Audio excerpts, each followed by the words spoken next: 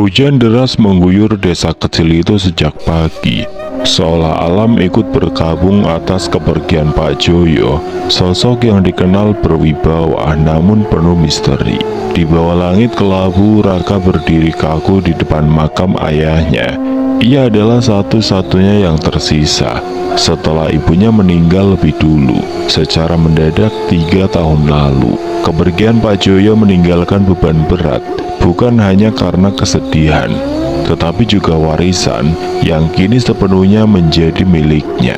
Rumah besar, sawah subur, dan sejumlah uang di rekening adalah hal yang tidak pernah ia bayangkan akan ia miliki di usia 28 tahun.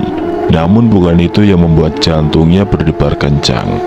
Sebuah amplop coklat yang ditinggalkan oleh ayahnya ditemukan di atas meja kerjanya sehari sebelum pemakaman, menyimpan pesan terakhir yang mengubah segalanya.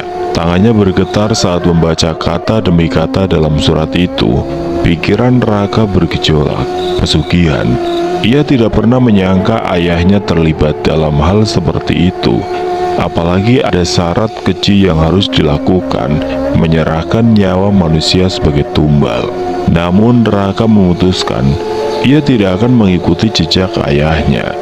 Nilai-nilai yang dipegangnya tidak bisa menerima tindakan itu. Ia tidak ingin mengotori tangannya dengan darah demi kekayaan yang tidak ia minta.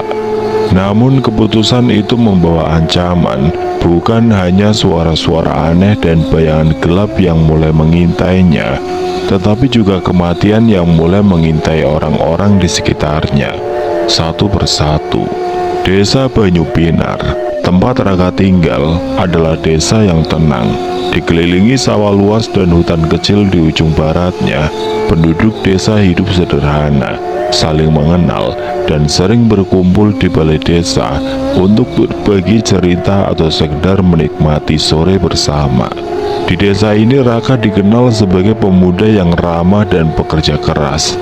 Ia menghabiskan harinya bekerja serabutan, mulai dari membantu petani hingga memperbaiki peralatan rumah tangga, meski hidupnya tidak bergelimang harta.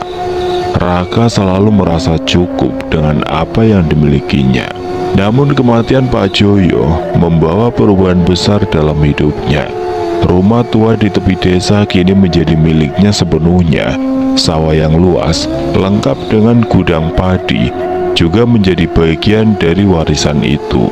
Tidak hanya itu, sebuah rekening bank dengan jumlah yang cukup besar turut diserahkan kepadanya. Hari ketiga setelah pemakaman ayahnya, Raka duduk di ruang tamu rumah peninggalan itu. Amplop coklat yang ia temukan sebelumnya masih tergeletak di meja. Belum berani ia buka lagi setelah membacanya sekilas di hari pertama. Seakan ada sesuatu yang menahannya, sebuah firasat buruk yang terus menghantuinya. Namun rasa penasaran akhirnya mengalahkan ketakutannya. Perlahan ia membuka amplop itu sekali lagi. Surat di dalamnya ditulis dengan tangan ayahnya yang tegas, penuh dengan kata-kata yang terasa asing dan mengancam. "Anakku, kekayaan yang kau warisi bukanlah hasil kerja keras semata. Aku telah menjalin perjanjian dengan Sengkolo Dargo, makhluk yang hidup di alam lain. Tumbal-tumbal yang telah kuberikan selama ini adalah syarat untuk menjaga kekayaan dan keselamatan kita. Jika kau tidak melanjutkan, nyawa-nyawa yang dekat denganmu akan menjadi korban." Raka merasa darahnya berhenti mengalir. Nama Sengkolo Dargo yang disebutkan dalam surat itu tidak ia kenal, tetapi membayangkan apa yang harus dilakukan untuk melanjutkan ritual pesugihan itu sudah cukup membuatnya bergidik. Sosok ini menerima nyawa manusia sebagai persembahan dan memberikan kekayaan sebagai gantinya. Raka menghela nafas panjang, menatap surat itu dengan mata kosong. Bagaimana mungkin ayahnya, seorang pria yang ia hormati, bisa melakukan hal seperti ini? Lebih mengejutkan lagi, surat itu menyiratkan bahwa ibunya, Bu Lestari, mungkin juga menjadi bagian dari perjanjian gelap ini. Raka memejamkan mata, mencoba mengusir pikiran itu. Tetapi bayangan wajah ibunya yang sakit mendadak sebelum meninggal terus menghantuinya.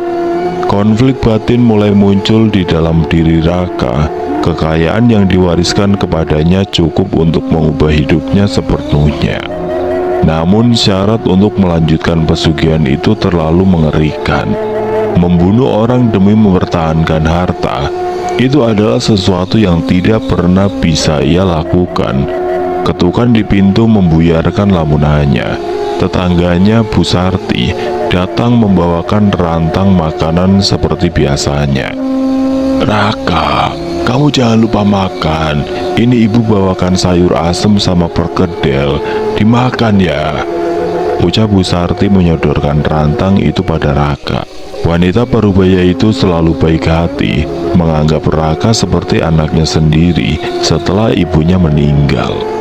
Raka tersenyum tipis dan menerima rantang itu dengan ucapan terima kasih, meski pikirannya masih dipenuhi oleh surat itu. Malam harinya Raka duduk sendirian di ruang tengah. Surat wasiat ayahnya kini ia simpan di laci meja.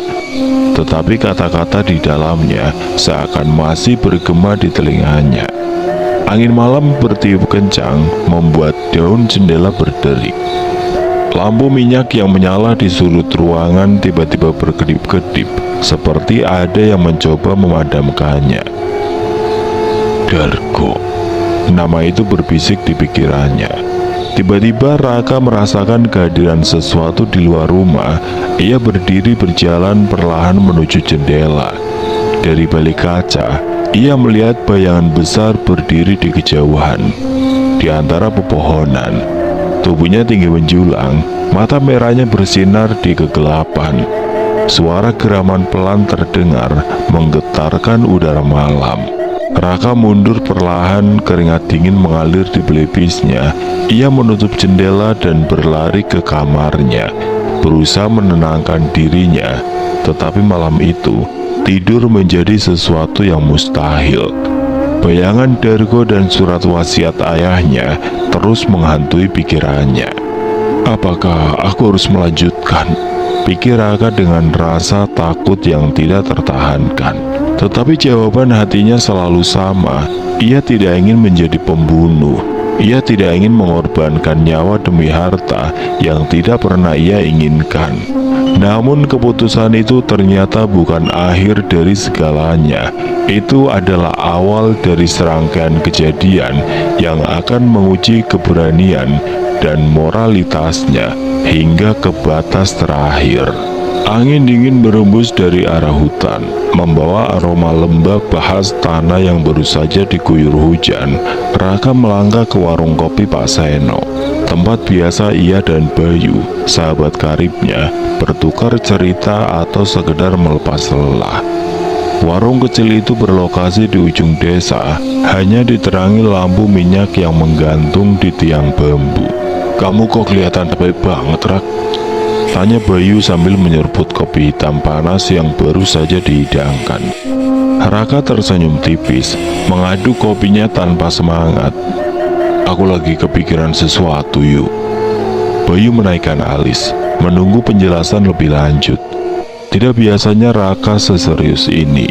"Aku nemu surat dari Bapak," ucap Raka akhirnya, suaranya rendah. Bayu menyandarkan tubuh ke kursi kayu yang berderit. Ekspresi penasaran terpancar jelas dari wajahnya. "Surat apa? Wasiat?"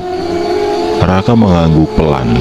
Ia menceritakan isi surat itu, tentang pesugihan yang dijalankan ayahnya selama bertahun-tahun dan perintah untuk melanjutkan ritual tersebut. Kalimat demi kalimat mengalir, meski Raka berulang kali berhenti, seolah masih ragu untuk berbagi rahasia gelap itu. "Kamu bercanda kan?" tanya Bayu dengan nada tidak percaya setelah mendengar semuanya. "Yuk, kalau ini cuma bercandaan, aku gak bakal setegang ini," jawab Raka, menatap sahabatnya dengan mata yang dipenuhi rasa takut. Bayu terdiam sejenak, lalu menggeleng. "Kalau aku di posisi Murak, Aku juga nggak bakal mau melanjutkan. Itu gila. Tapi yakin nggak bakal ada akibatnya kalau kamu berhenti. Raka tidak menjawab. Pertanyaan itu terus terngiang di kepalanya, bahkan setelah ia meninggalkan warung kopi malam itu. Keesokan paginya, Raka dikejutkan oleh kabar dari Pak Seno. Bayu, sahabat yang baru saja ia temui semalam, tewas dalam kecelakaan. Motornya terguling di tikungan tajam dekat hutan, tanpa sebab yang jelas. Kata warga, tubuh Bayu ditemukan dengan luka parah di kepala, sementara motor yang ia kendarai hanya mengalami kerusakan ringan.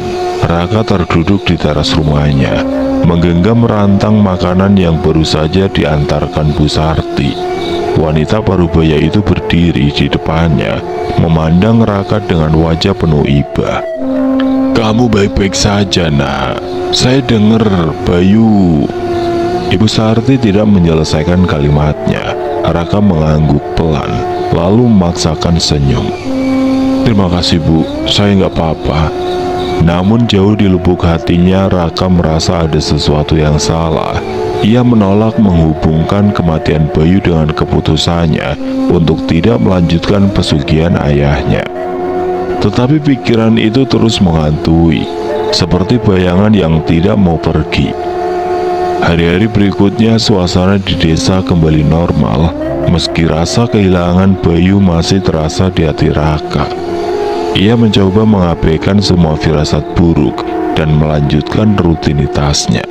Namun takdir sepertinya belum selesai mempermainkan hidupnya. Suatu pagi Bu Sarti, wanita yang selalu baik padanya, ditemukan tewas di rumahnya sendiri.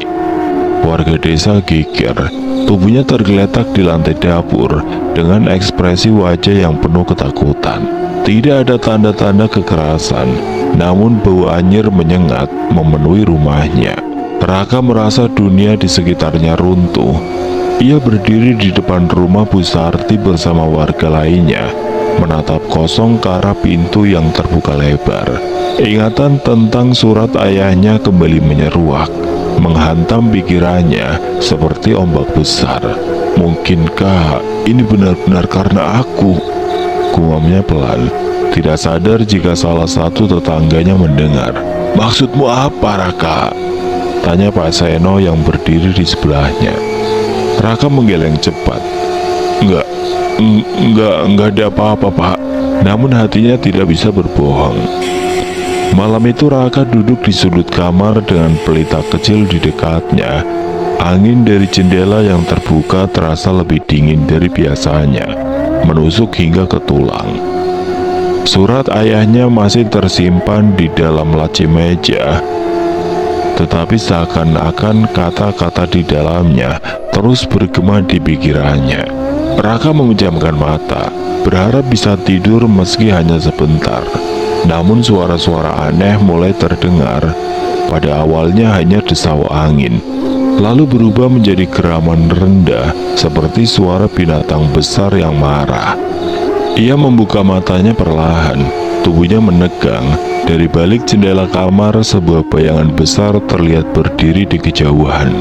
Bayangan itu tidak bergerak, hanya berdiri diam dengan mata merah menyala yang menatap lurus ke arahnya. Dargo, bisik Raka, suaranya nyaris tidak terdengar.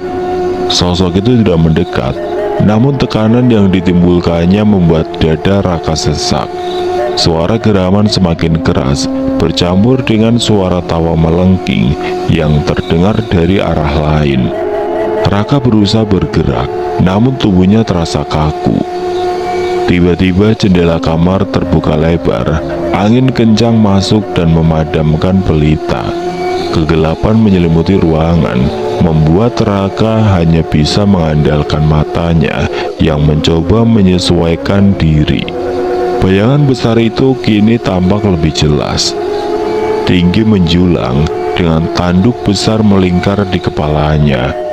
Bulu hitam lebat menutupi tubuhnya, dan taring yang terlihat tajam ketika makhluk itu membuka mulut. Raka hanya bisa terdiam. Keringat dingin mengalir di pelipisnya. Namun sebelum ia sempat melakukan apapun, sosok itu menghilang. Yang tersisa hanyalah suara geraman yang perlahan memudar seperti tertelan oleh malam. Raka jatuh terduduk di lantai. Tubuhnya gemetar hebat. Ia tahu ini baru permulaan dari sesuatu yang jauh lebih buruk. Keputusannya untuk menolak pesugihan ayahnya telah membuka pintu menuju malapetaka yang tidak pernah ia bayangkan sebelumnya. Hari itu sinar matahari terasa menyengat, meski langit di atas desa Banyunipar tampak mendung. Raka berjalan menuju rumah Pade Herman, saudara tertua almarhum ayahnya.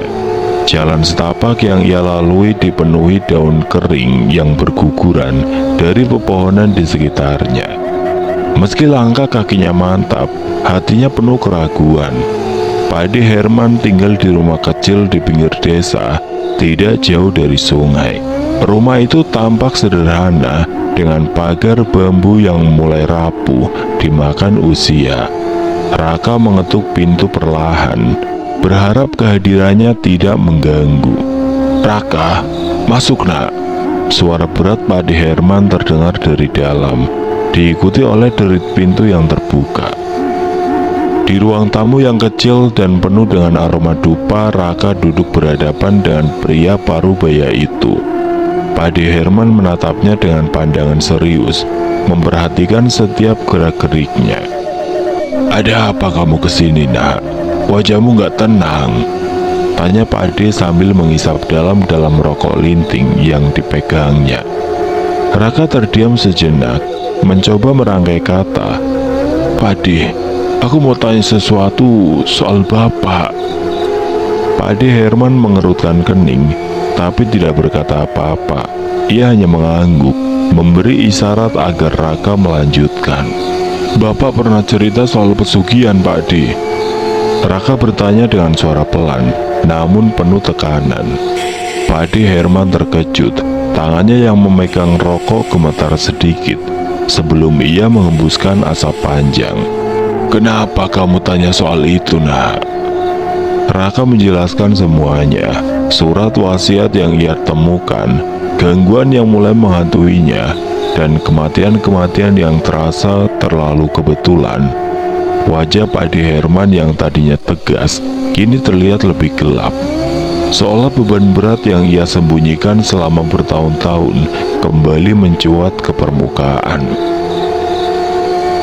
"Jadi kamu tahu sekarang?" gumam Pade Herman sambil mengusap wajahnya. "Raka, apa yang bapakmu lakukan adalah dosa besar, tapi itu semua sudah berlalu." Raka menatap Padenya dengan mata penuh harap. "Pade, aku gak mau melanjutkan pesugihan itu, tapi aku juga gak bisa biarkan semua ini terus terjadi. Tolong, apa Pade tahu cara mengakhirinya?" Pade Herman menggeleng pelan. "Aku gak tahu caranya, nak. Tapi aku tahu seseorang yang mungkin bisa membantu. Pak Wirya."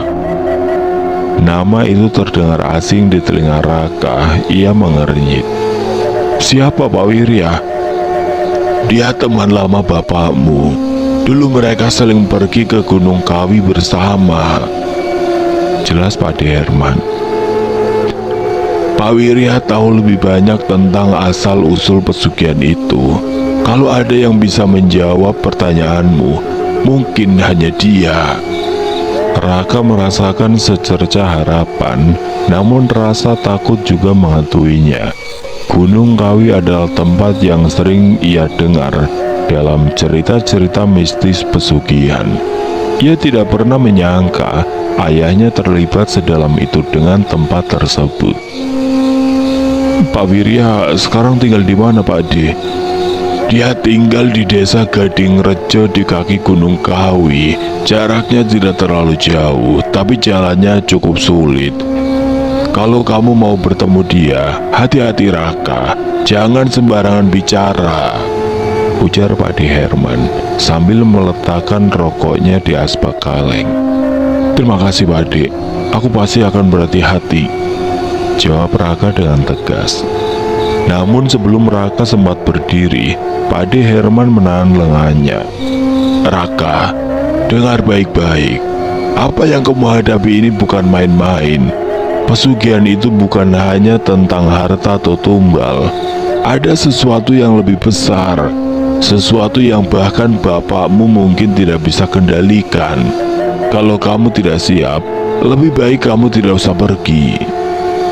Kata-kata itu menggantung di udara, membuat suasana semakin berat. Raka mengangguk pelan, mencoba menyembunyikan rasa gentarnya. Malam harinya Raka duduk di kamarnya, menyusun rencana untuk perjalanan ke desa Gadingrejo. Ia tahu ini bukan perjalanan biasa.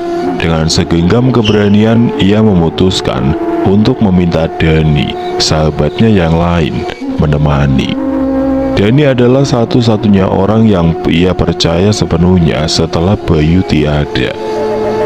"Dani, aku butuh bantuanmu," ujar Raka ketika bertemu Dani di rumahnya keesokan harinya. Dani seorang pria yang selalu terlihat santai, menatap Raka dengan cemas. "Bantuan apa, Rak? Kamu kelihatan serius banget."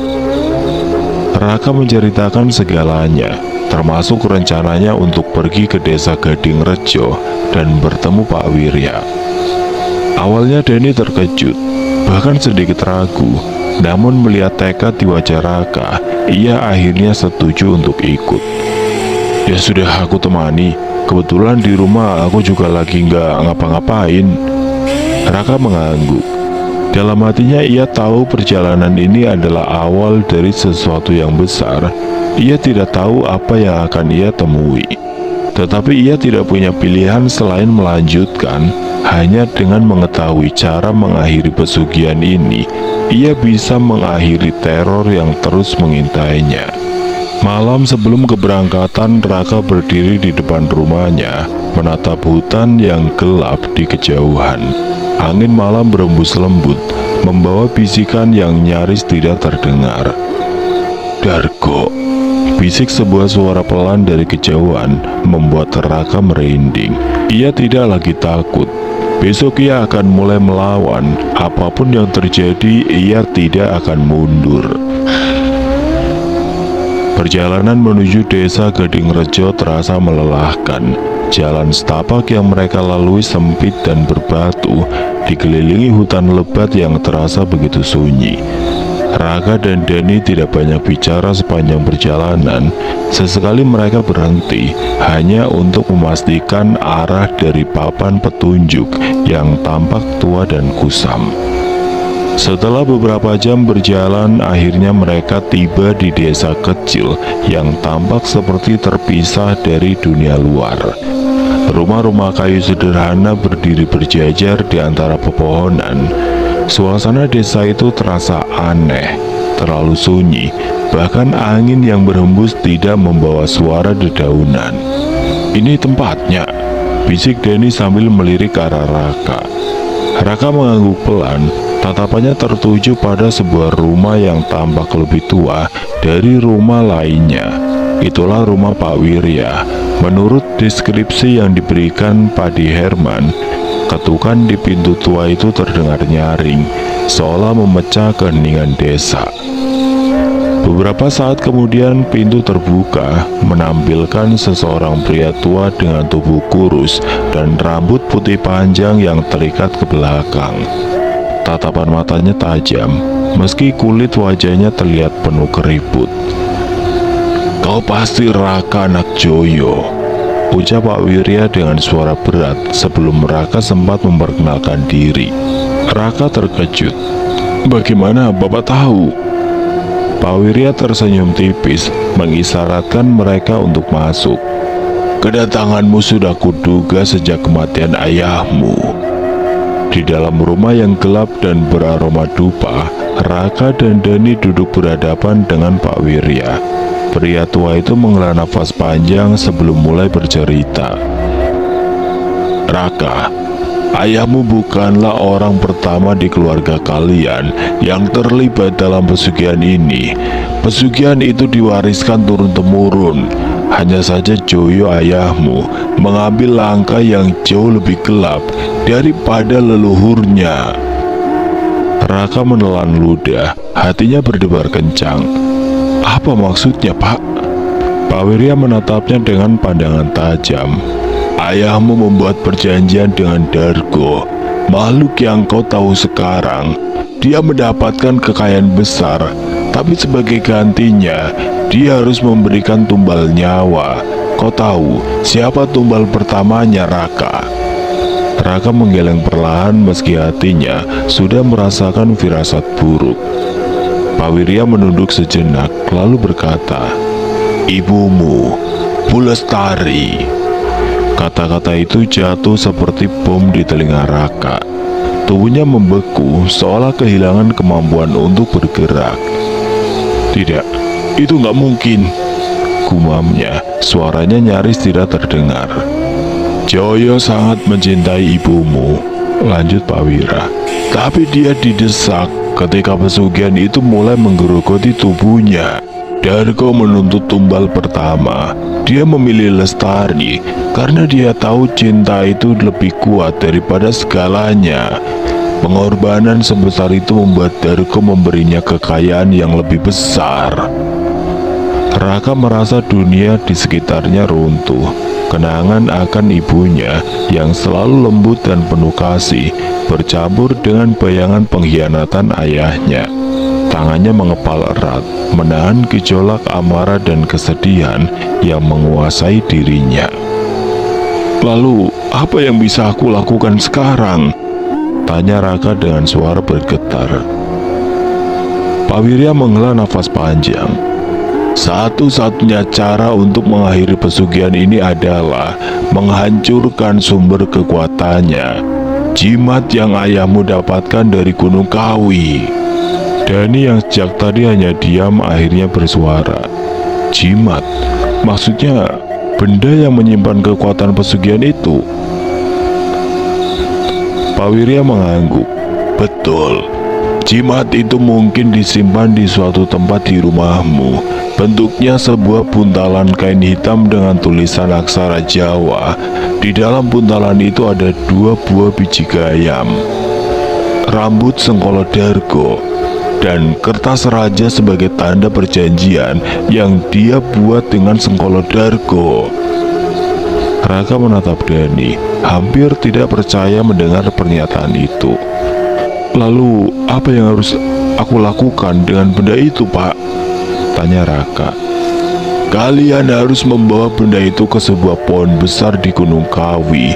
Pohon itu adalah tempat di mana ayahmu pertama kali bertemu dengannya untuk menghancurkan pesugihan ini.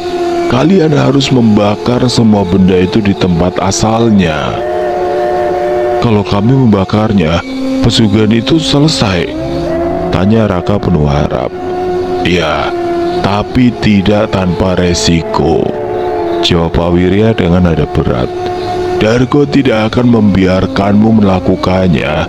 Jika kau gagal, nyawamu akan jadi gantinya."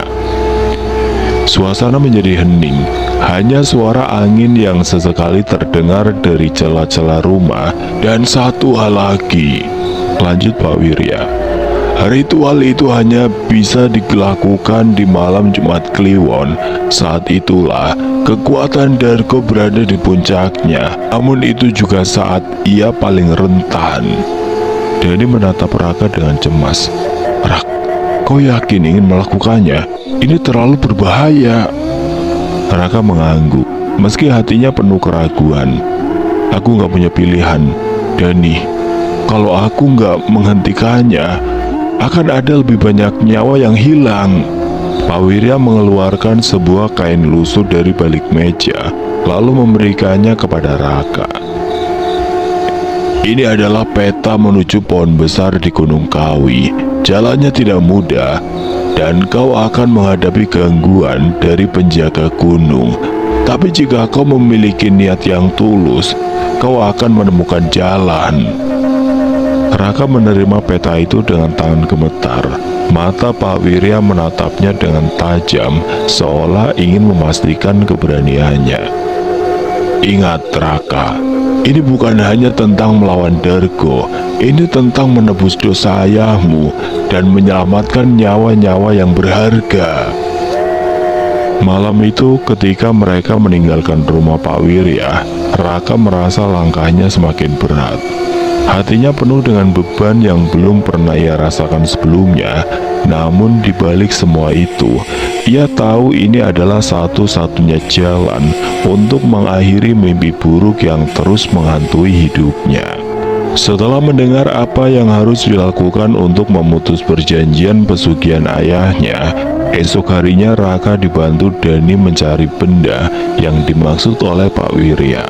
Mereka menemukan semua benda itu berada di bawah ubin yang berada di bawah kasur kamar ayahnya. Raka menatap Dani sebelum membuka buntalan kain hitam itu. Di dalamnya nampak beberapa helai bulu yang disimpan di dalam botol kecil, 2 buah biji gayam yang sudah kering, dan selembar kertas dengan tulisan yang tidak mereka pahami. Raka dan Dani duduk di beranda rumah, memandangi peta lusuh yang diberikan Pak Wirya.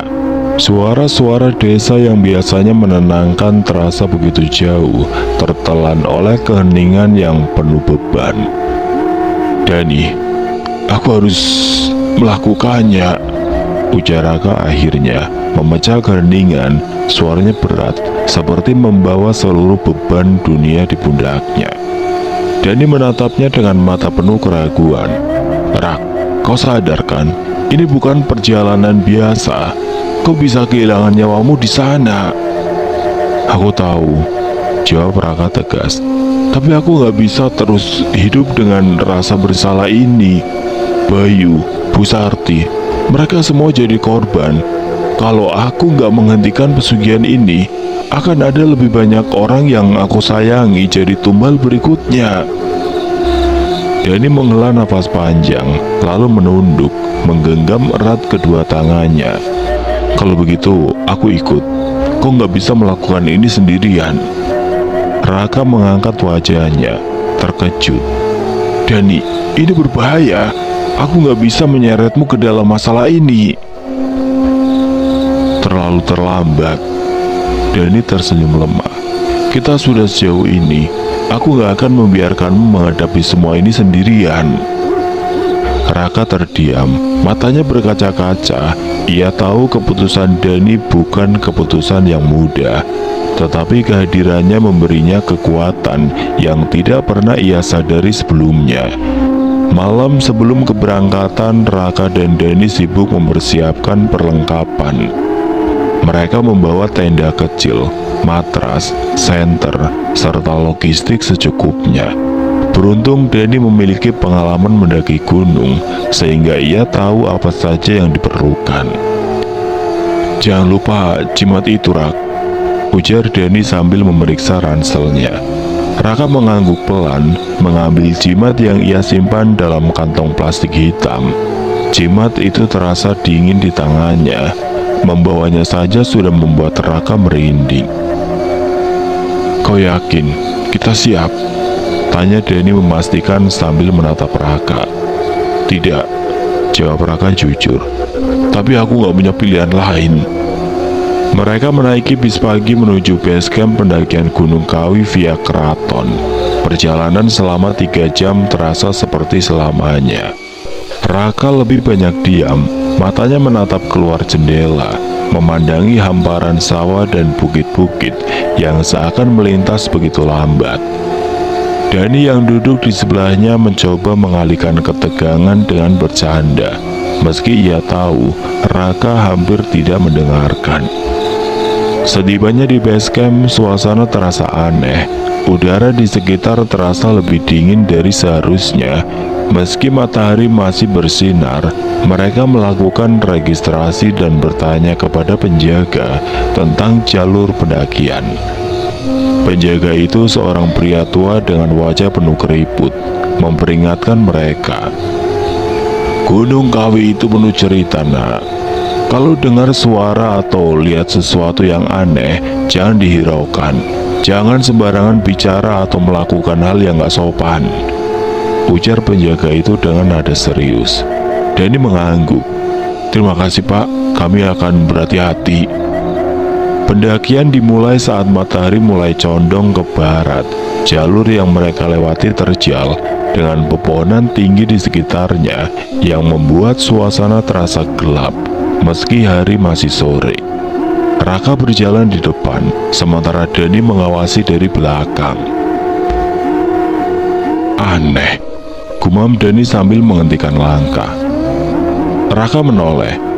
Kenapa? Bau ini, jawab Dani mengernyitkan dahi. Bau anjir, seperti darah. Raka mencoba menyium udara, dan benar saja ada aroma anyir yang samar bercampur dengan aroma hutan yang lembab. Namun mereka memutuskan untuk terus berjalan, berpura-pura tidak terganggu. Ketika matahari mulai tenggelam, tanda-tanda gangguan gaib mulai muncul. Bayangan hitam besar terlihat melintas di antara pepohonan, terlalu cepat untuk diidentifikasi. Suara tawa melengking terdengar dari kejauhan, diikuti oleh bisikan-bisikan samar yang sulit dipahami. Kita istirahat di sini saja, ujar Dani sambil menunjuk area datar yang cukup luas di dekat jalur pendakian. Raka mengangguk setuju. Mereka mendirikan tenda dengan cepat, berusaha menyelesaikan segalanya sebelum gelap sepenuhnya. Setelah makan malam seadanya, mereka memutuskan untuk tidur lebih awal, menghemat energi untuk perjalanan esok hari. Namun malam itu tidak memberi mereka kedamaian. Raka bermimpi buruk, sebuah mimpi yang terasa terlalu nyata. Dalam mimpinya, ia berdiri di tengah hutan. Pohon-pohon tinggi mengelilinginya, tetapi suasananya begitu sunyi. Bahkan tidak ada suara angin. Di depan, sosok besar muncul dari kegelapan. Dargo. Makhluk itu lebih menyeramkan dari apa yang pernah ia bayangkan. Tubuhnya setinggi 3 meter, dengan tanduk melingkar seperti kerbau dan bulu hitam lebat yang tampak berkilau di bawah cahaya samar. Matanya menyala merah, memancarkan amarah. Taringnya yang tajam mencuat dari mulutnya, dan suara geraman menggema membuat Raka gemetar. Berani sekali kau manusia. Suara Dargo terdengar berat dan mengancam. Kau pikir kau bisa menghancurkan perjanjianku? Aku akan membuatmu menyesal. Raka mencoba berteriak, tetapi suaranya tertahan. Dargo melangkah mendekat, dan hawa panas menyelimuti tubuhnya. Raka terbangun dengan nafas tersegal-segal. Keringat dingin mengalir di wajahnya. Ia menoleh ke arah Dani yang ternyata juga terbangun. Rak, aku mimpi buruk, ujar Dani dengan suara bergetar. Aku lihat Dargo, dia mengancam kita. Raka merasakan bulu kuduknya meremang. Bagaimana mungkin mereka memiliki mimpi yang sama? Malam itu mereka hanya bisa duduk diam di dalam tenda, tidak berani memejamkan mata lagi. Angin di luar berembus kencang, membawa bisikan yang terdengar seperti tawa kecil, seakan mengejek mereka. Besok kita harus lebih berhati-hati, ujar Dani pelan. Raka mengangguk. Meski hatinya penuh keraguan, perjalanan baru dimulai. Namun beban yang mereka pikul sudah terasa begitu berat. Mereka tahu apapun yang menunggu di Gunung Kawi tidak akan mudah untuk dihadapi. Oke teman-teman, sampai di sini dulu ceritanya. Nantikan kelanjutan kisah ini di video berikutnya. Agar tidak ketinggalan, klik tombol subscribe channel ini dan nyalakan lonceng notifikasinya. Wassalamualaikum warahmatullahi wabarakatuh.